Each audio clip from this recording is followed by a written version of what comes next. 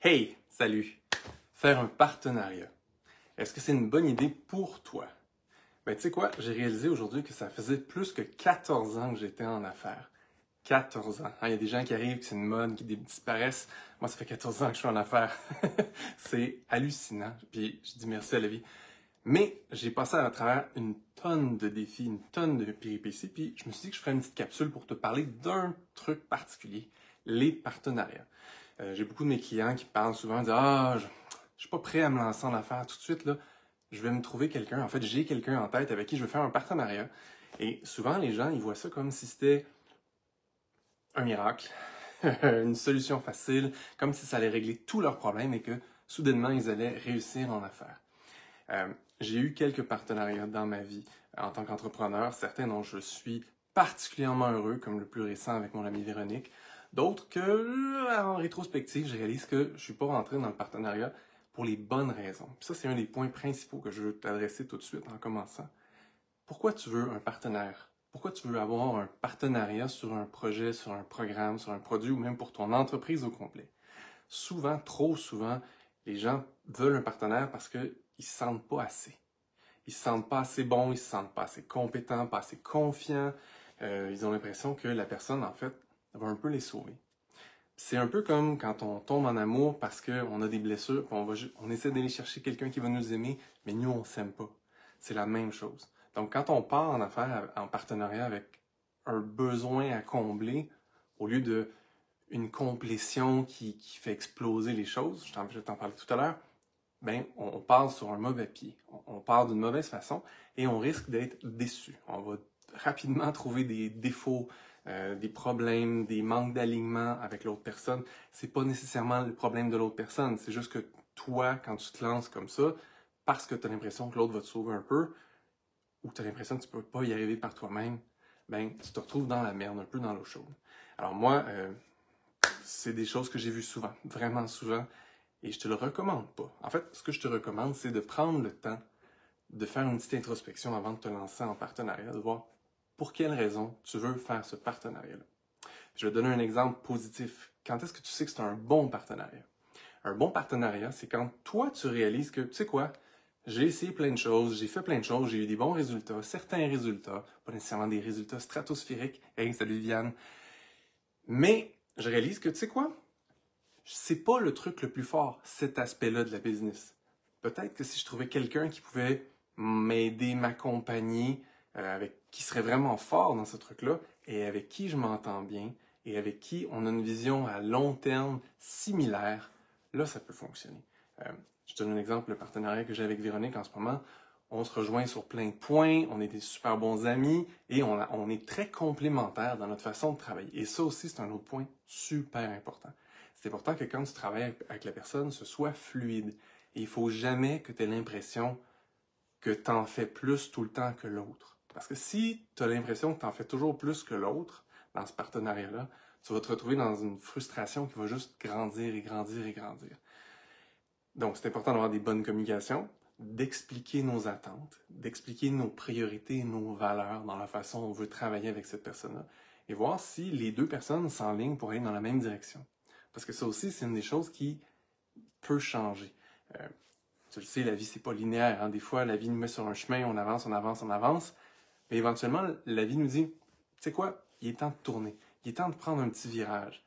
Puis si tu essaies de démarrer un partenariat quand toi ou l'autre personne ou les autres personnes, il y a des gens qui font des partenariats à plusieurs, ils sont dans un moment où leur vie les amène ailleurs, ben c'est pas une bonne personne avec qui travailler ou avec qui faire un partenariat. Ou peut-être que c'est toi pas la bonne personne. Puis pas dans le sens que c'est une personne négative ou pas une bonne personne, juste dans le sens que c'est pas le bon moment, tout simplement. Donc, je t'invite à sonder. Quand tu veux te lancer en partenariat, pourquoi tu veux te lancer en partenariat? Et observe. Est-ce qu'il y a un manque? Y a-t-il une peur, un doute? Est-ce que tu te sens pas capable d'y arriver tout seul? Si c'est le cas, tu pars du mauvais pied. Si à l'inverse, tu te sens appelé par un projet, tu te dis waouh, j'ai envie de le faire. Alors je commence à le faire tout seul, puis je réalise que tu sais quoi, ce serait mieux avec quelqu'un. Mais là, tu peux aller chercher quelqu'un. Parce que tu es déjà dans le mouvement, tu as déjà envie de faire ça, puis c'est pas parce que tu te sens pas assez apte, tu te sens pas assez bon, c'est juste parce que tu as trouvé la bonne personne. Parce qu'il ne faut pas se leurrer.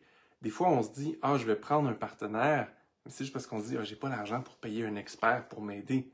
Mais c'est pas vrai. Si tu as un projet que tu sens qu'il va fonctionner, tu peux faire une entente de paiement, mais quand même que la personne soit un employé ou en tout cas quelqu'un à contrat avec toi.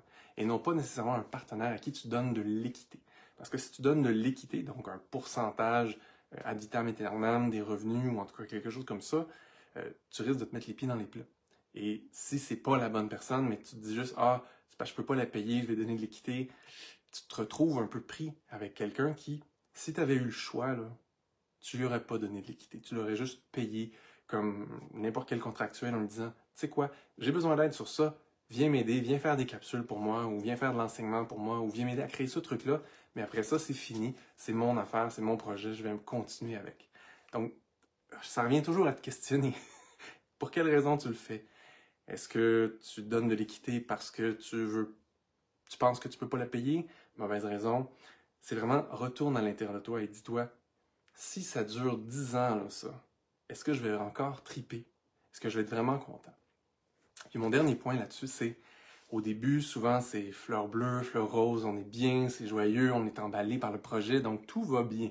Par contre, quand les choses peuvent déraper, parce que ça peut déraper, hein, la vie peut arriver plein de choses dans la vie, c'est important qu'au départ, quand ça allait bien, vous ayez clairement fait un contrat clair qui dit qui apporte quoi, qui fait quoi, qui contribue quoi, quelles sont les limites de part et d'autre des partenaires, et surtout, qu'est-ce que tu vas faire si jamais il y en a un des deux ou les deux qui veulent terminer cet accompagnement-là. Et c'est super important que les clauses soient claires. Laissez rien de flou, laissez rien de vague. Des exemples simples, si vous faites un partenariat 50-50, ben, peut-être qu'une des solutions, c'est s'il y en a un des deux qui veut quitter, les deux partent avec chacun de ce qu'ils ont apporté, puis ça finit comme ça. Une autre option pourrait dire, ben, on part chacun avec une copie de ce qu'on a co-créé ensemble, puis on a le droit de continuer chacun de notre bord avec ce qu'on a créé. Ça se fait très bien de nos jours avec le monde virtuel.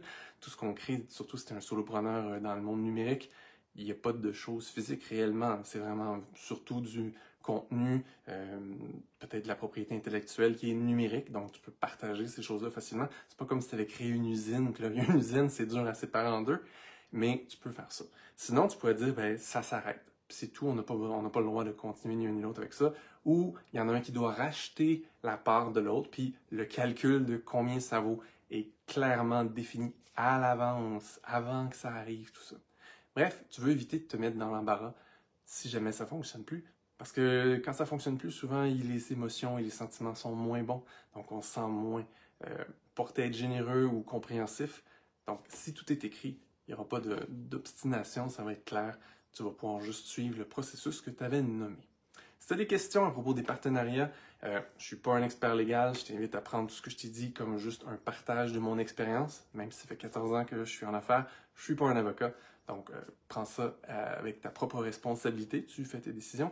Mais si tu as des questions à propos de ça, n'hésite pas à m'écrire en dessous, ça va me faire plaisir de te répondre. C'est un sujet qui, en ce moment, en tout cas dans mon environnement, est très chaud. Il y a plein de gens qui me parlent de partenariat. Puis je me suis dit, ben, c'est un bon moment pour faire une vidéo parce qu'il y a plein de gens qui, c'est leur premier partenariat. Ce serait plate qu'ils fassent des erreurs un peu faciles à éviter. Là-dessus, je te souhaite une merveilleuse journée. Si tu as envie, partage la vidéo.